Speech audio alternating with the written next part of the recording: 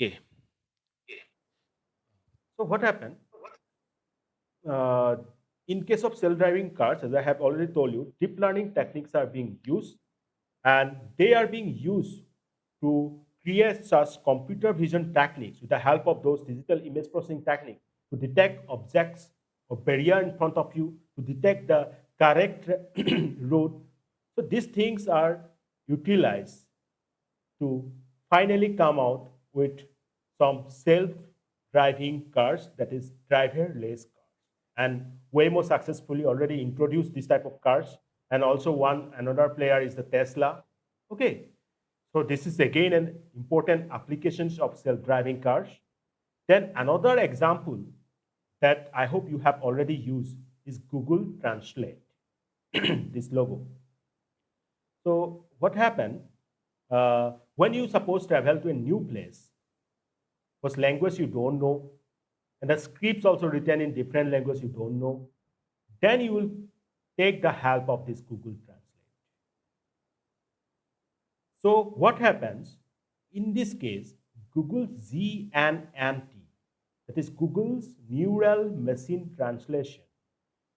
This is the neural machine learning tactic which works on thousands of languages and dictionaries, and it uses NLP. NLP means natural language processing, and with that it tries to provide the most accurate translation of any sentence or word. And this NLP, is a very important research area under artificial intelligence, where we try to create such systems with the help of which machines can understand your language, your common language, or different language like our Assamese, Hindi. Okay, so in this case, the tone also matters, means how the word is pronounced also matters. Thus, you can consider the example of our India.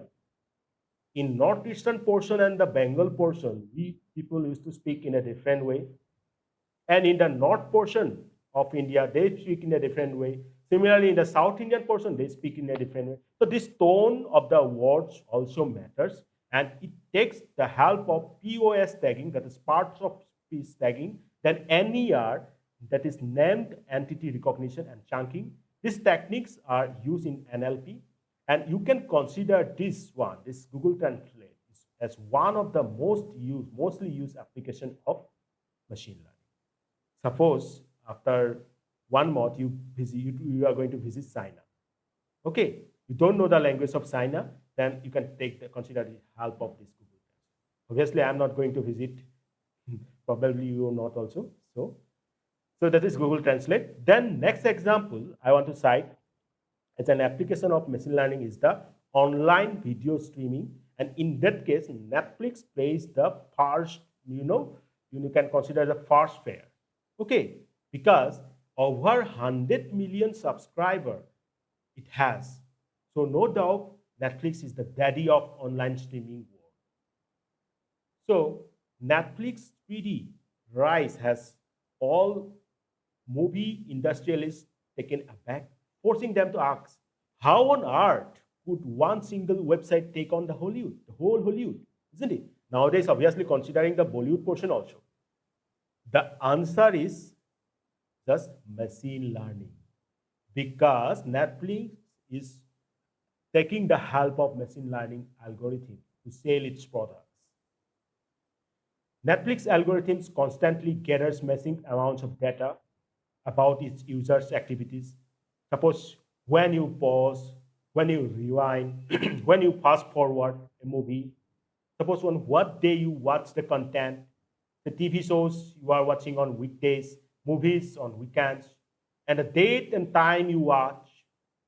Clear? Then when you pause and leave content, and if you have ever come back, and the ratings given, say 4 millions per day, and suppose searches about 3 millions per day, browsing and scrolling behavior. So all these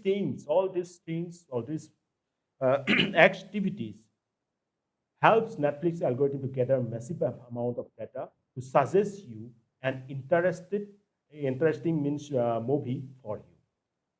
Just to give you the same example, suppose today you are watching a thriller movie, next day Netflix will, suggest you one another movie at that particular time you have watched. Suppose you are watching a movie from Tom Cruise, okay, Jason Statham. Then next day you will again have a movie, same recommendation from Tom Cruise and Jason Statham, like that. So that's how Netflix is becoming the first one in this case of online video streaming.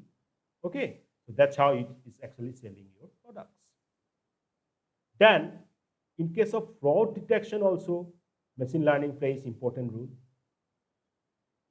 Experts in this area already predict that by 2020, $32 billion of pooping may be done. And you know, this amount, that's more than the profit made by Coca-Cola and JP Morgan Chase combined. So this is where we need to actually worry about, isn't it? And why it is happening? Because nowadays, the payments and the channels, the numbers, increasing day by day. We have today a plethora of payment channels, credit, debit card, smartphone, numerous wallets, UPI, and much more. So, same time, the amount of criminals have also become adept at finding loopholes of these different channels, isn't it? So you are using today Google Pay, and suppose another things, okay, Paytm. So this increasing number obviously going to increase the number of fraud in this case. So whenever customer carries out a transaction, the machine learning model thoroughly x-rays their profile, searching for suspicious patterns. If you are a normal customer, it is okay. If you have some suspicious pattern, then obviously it can correctly detect that, yeah, that is a fraud, or that is a kind of fraud transaction. So this is one more important application of machine learning. Clear? So these are the important applications of machine learning. I'm citing only the important ones. Okay. So if you want, I'll show you two practical examples of machine learning. So say yes if you want. Otherwise, I'm going to terminate the session. So please comment for set option. If you want, please say yes. Then I'll show you this.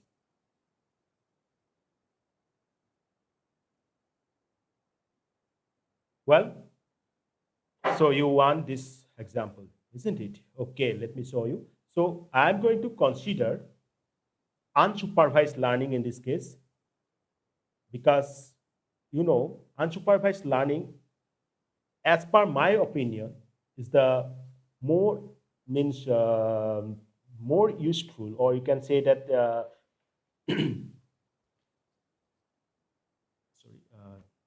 one second, more practical one, because in this case you don't actually need what, you don't need some label data, because many times you may need to face some unlabeled or some unknown data set, isn't it? So that's why I think that you basically unsupervised learning is the more practical one. So first of all, I'm going to consider k-means clustering algorithm. And k-means clustering algorithm is one of the famous unsupervised learning technique. Yeah, of course, if I'm going to discuss its line of the code or the algorithm in detail, it will take again 1 hour, 1 or 2 hour even. So if you want to know more about this algorithm, particularly do some research work on this, then of course you can approach me from my email ID, okay, which I'm going to provide after this session. So first example, I'm going to group 300 samples of data from k-means algorithm into 4 different groups.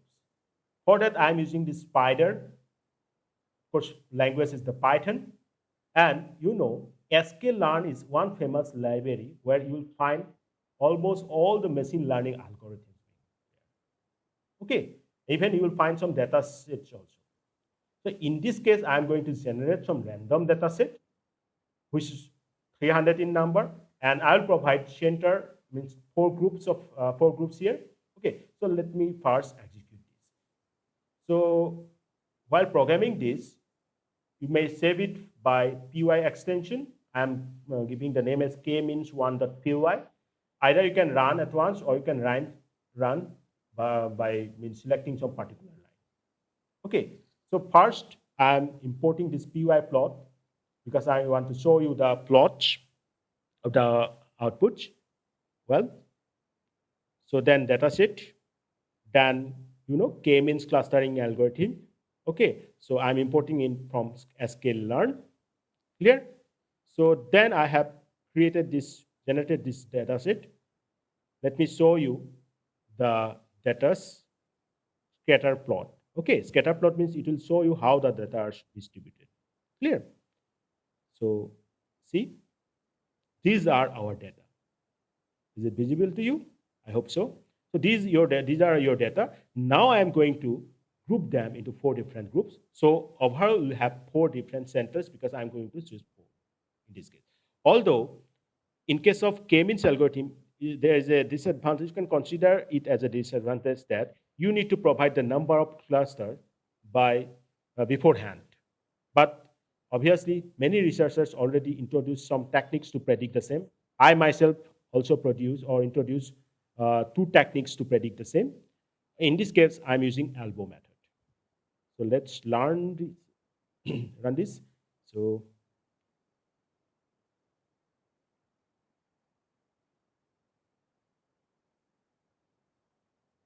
okay, so let's put them. So this is the ALBO method. See, after 4, these curves become stable. So we can consider 4 as the number of clusters here. Now k-means plus plus mean, you see, I have imported this technique to determine the k-mean, k in case of k-means. So that's right.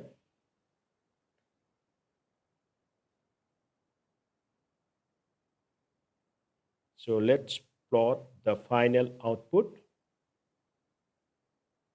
So these are the 4 clusters. This red means this is the center. Center means that data point which can represent that cluster. Clear? So what it means that data points belonging to this cluster shows different properties to the data points belonging to these different clusters. Clear? And in this case, we are using distance as the homogeneity criterion. Okay, on the basis of center to data point distance and data points to data point distance, we can cluster like that. That is the concept behind k-means clustering. I hope this is clear to you. Now, let me show you the use of k-means clustering algorithm in computer vision. I have told you that how well the computer vision techniques are used in your self-driving car, that is deep learning techniques. So for that, I'm importing CV2, that is the OpenCV. Okay, so let's save this file as k-means img.py because this is a kind of image segmentation. And in this case, I'm going to show you how an image will be segmented with the help of k-means algorithm. Okay, similarly, I'm going to say you that you can take a screenshot of this program. If you find any difficulty at any particular line of code, you can directly ask me after this session by mailing me. Okay, so let's play this then. Import CV2. So I'm importing OpenCV. NumPy, because in case of image, what plays important part is the array, the matrix, isn't it? So that matrix level, that is array level calculations, you need the help of NumPy. And we are considering NP is just instance of NumPy. Okay. Similarly, we need the plot also. Now I'm going to import one image that is more popularly known as the Lina image. It's a very famous image, well used by scientists, computer scientists in this area of computer vision. Okay, and this Limna image, I am importing it. So image is being read. Let me show you the image first. This is the Lina image. Clear? Now I'm going to convert into the RGB scale and then reshape it into the 3-dimension and then converting the values into float, and then I'll show you the pixel values. For that, this bunch of codes are being done.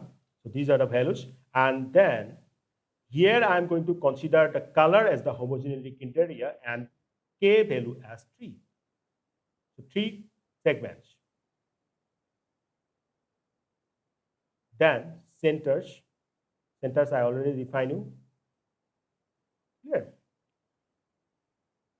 So segmented image, I'm saving it here and then resaving it. Then I'm going to show you the segmented image. After the k-means clustering algorithm, segment it into 3 different segments. Let me show you. This is the segmented version of the original Lina image. And mine is that here I am providing 3 clusters or 3 segments. Okay, so all these textures, these textures, this actually possess different homogeneity criteria. So that's why we have different 3 segments. Suppose I am going to remove the cluster number 2, then how the image will actually look like. Let me show you. So let me play it at once. See, cluster 2, I am removing it by considering the value 0, 0, 0 here. So after removing that, I'll get an output like this. See, so this is an image where cluster 2 is being removed. So originally we have this Lina image, then for the K-means clustering, I have segmented into this one, considering 3 as the number of segments. And this is the image where I have removed the cluster 2. So this is how we can segment our images, and is a very famous application in the area of medical imaging. The tumor detection is one kind of more frequently used or frequent application of this segmentation here. Okay, so that's how we use our unsupervised learning technique, that is clustering, and more frequently specifically K-means clustering algorithm in case of different areas. So I hope with this session, I able to succeed to show you the concept and discuss you. Okay, so if any doubt occurs, you can ask me. You can take the help of comment section, or also after this session, you can mail me. Okay, so that's all. I hope this session is interesting for you. Was it interesting? Say either yes or no. If it is yes, you can say yes, and then I can terminate it.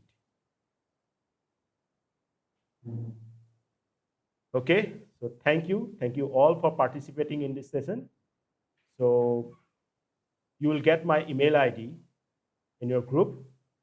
So for any kind of discussion, either it is research based or it is fundamental based, you can approach me. So thereby, I'm going to terminate this session. Thank you all again. Thanks.